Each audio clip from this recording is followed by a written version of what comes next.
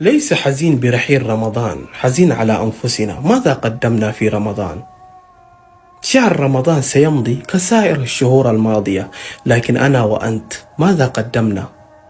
متابعة التافهين، مشاهدة الأفلام والمسلسلات، كثرة الكلام، كثرة استخدام الجوال.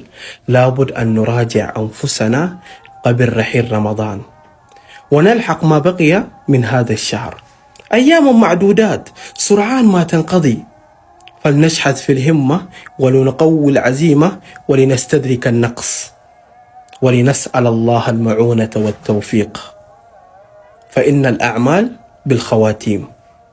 كل يوم يمر من رمضان نرى مروره كسرعة البرق، فلا نكاد نفطر ونصلي التراويح إلا ويتبعه أذان الفجر. والشهر سيمضي ويبقى السؤال الذي ينبغي أن لا يغيب عنا: هل حصدنا في أيامنا خيرا؟ اقتصد في راحتك، قلل نومك، أتعب في الطاعة، تزود لآخرتك. كل هذه الدنيا ملحوقة، أما رمضان فأيام معدودات.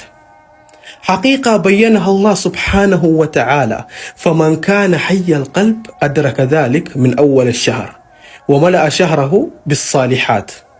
أما الغافل فيستمر في غفلته ولا يفيق إلا إذا بلغه خبر العيد. وقتها يندم، لكن الندم وقتها لا يفيد. فاتك الشهر. فشهر رمضان يعني مدرسة تربوية للمسلم، يتربى على كريم الخصال وعلى البعد عن المعاصي ورذائل الأعمال. يقول النبي صلوات ربي وسلامه عليه: من لم يدع قول الزور والعمل به فليس لله حاجة أن يدع طعامه وشرابه.